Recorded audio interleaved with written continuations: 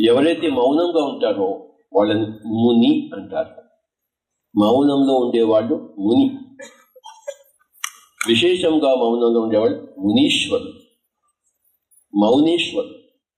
రమణ మహర్షి మరి జీవితం అంతా మౌనంగా ఉన్నాడు కదా, ఎప్పుడో తప్ప మాట్లాడాడు. మరి మనకేం పోయే కదా, ఎందుకు వచ్చిన మాటలు? దేనికి? మౌనంగా ఉండడం నేర్చుకోవాలి. అవసరమైనప్పుడు మాట్లాడాలి, పాటలు పాడాలి, కానీ అవసరం లేనప్పుడు ఒక్క మాట కూడా నోట్లోంచి సౌండ్ రాకూడదు. అభ్యాసం చేయాలి మౌనం. మనసులోని శూన్యము, నోటిలోని మౌనము, దాని పేరు ధ్యానం. నోటిలో మంత్రం ఉండకూడదు. No mantras whatsoever. నోరు మూగపోతే ముని, మనసు మూగపోతే యోగి.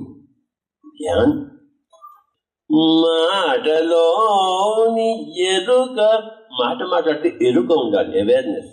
ఇది అవసరమా లేదా, ఇది ప్రస్తుతమా అప్రస్తుతమా, అధికమా మితమా సమమా, తూకము వేసి మాట్లాడవలే.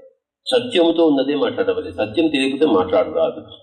మాటలోని ఎరుక, మాటలోని సత్యము, దాని